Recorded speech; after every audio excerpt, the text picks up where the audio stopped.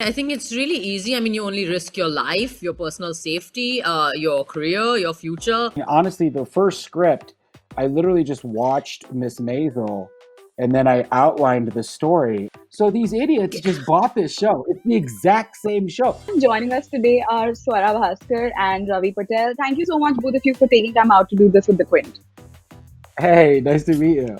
Swara, so Beanie is a bit of a self-doubting character. You know, she's always looking at what her parents are going to think of a certain thing she does. Do you relate to that aspect of the personality that Beanie has? Yeah, yes and no. I think that, I mean, I think all of us remember being young and confused, for sure. But I don't think that self doubt is a big thing in my personality, especially when it comes to work. My attitude is that I have to do it. I'm a big one for being taken out of your comfort zone and sort of, breaking your inhibitions, learning. I'm also, older than Beanie is in the show. I'm also at a different place in my career than Beanie is in her career. So a lot of it was actually interesting because it was going back to how I have felt at some point in my life. When we found out that Swara was actually 52 years old, we were blown away at her ability because she plays way younger, and it's really impressive. But Ravi, for your character, we see that he comes in with the sense of, oh, he's going to help her out, and he's going to get her back on stage.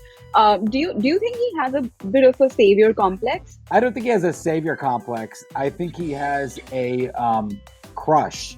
And I think that's what dudes do when they want to get in a woman's pants. And so in this case, I think he was trying really hard to be of use to her because he, had a crush on her.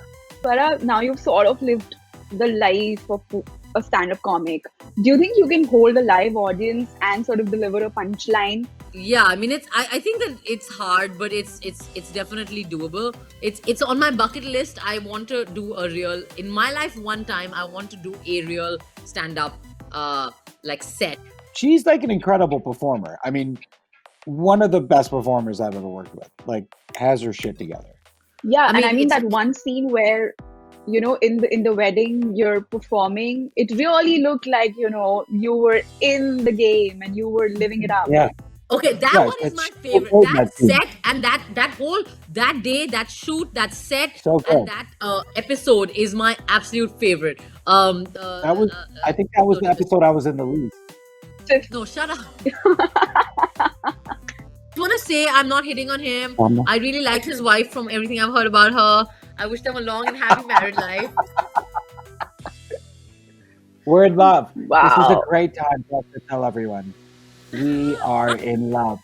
Run with this, Indian journalists. Ravi, for you, I want to ask you that, are there any points of differences that you have noticed in comedians in the US and India? Are there like straight up points of differences that you can draw? The Indian comedy scene is the fastest growing comedy scene in the world, and what's happening in the comedy scene represents what's happening with Indians worldwide, which is that we're kind of doing everything now. It just goes to show how much this country is hungry for people who think and speak the way they think and speak, instead of just being,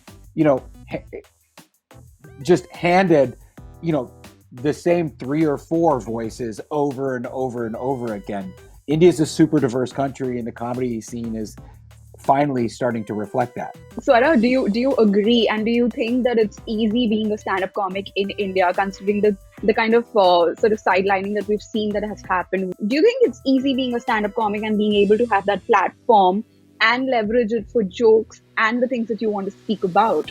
Yeah, I think it's great. I think it's really easy. I mean, you only risk your life, your personal safety, your career, your future.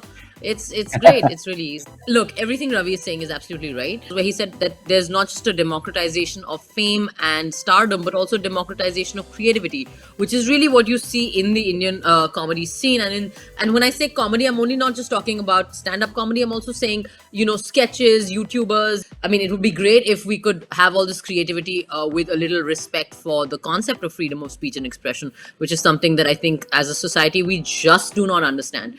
But I feel like that tension also creates art, because I think that the way in which a lot of comics negotiate that is itself comedy, and it's in itself, it's some very acerbic, sharp look at the world we live in. I think that comics are also archivists of our time.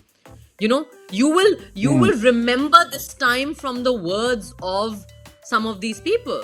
I And love with that. all of this, we're sort of seeing that there's a boycott being called for certain shows online, even OTT platforms, and sort of that content is being put up for government scrutiny. What do you have to say about that? I think that calls for boycott on social media have become like a dhandha. It's a thing people do. It's like a habit.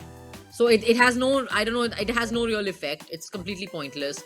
I mean, I think that people, these are 2 day cycles of controversy. They blow off eventually.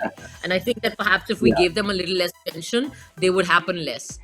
Indian, especially Indian Twitter, I've noticed there is kind of a meeting, is kind of a breeding ground for a lot of people who just haven't grown up. Like a lot of people having panic attacks, a lot of people acting like complete children. And for the most part, you just have to not listen to them. I don't think that's all of India. Certainly not the people in India that I've met are not, complete morons. I don't think it's a society that oppresses freedom of speech. I think what you have is a minority, and a fading minority, people who are living in the past. And the reason why they're yelling so loud right now is because they know they're on the way out of the exit right now. And it's not just happening in India, it's happening here in the States.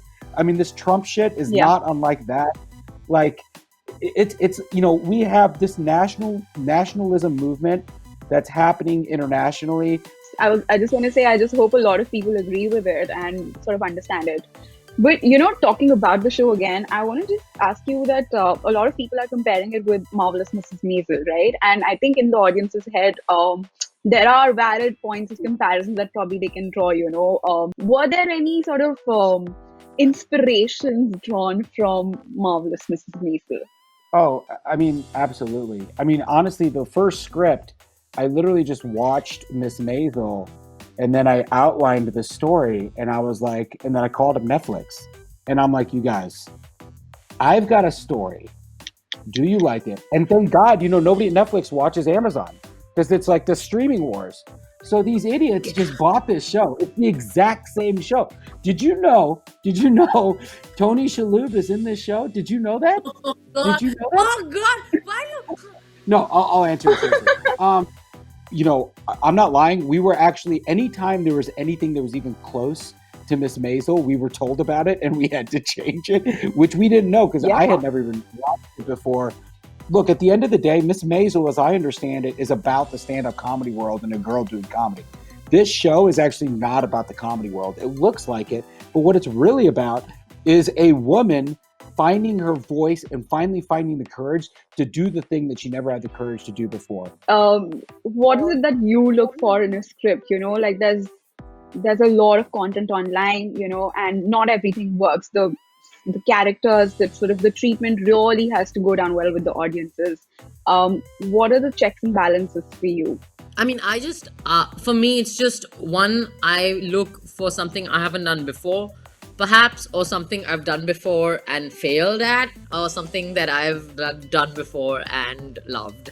So it just has to have enough for me to do in the character and the story.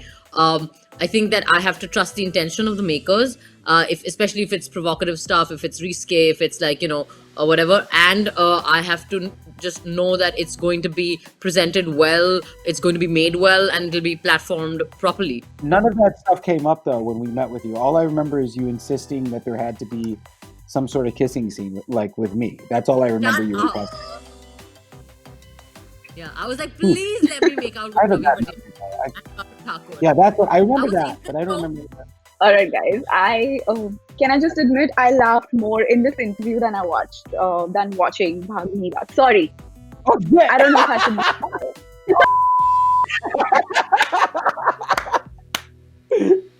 You got to keep that in the interview. That's so funny. Yeah, do not keep that in the interview. God damn it. All right.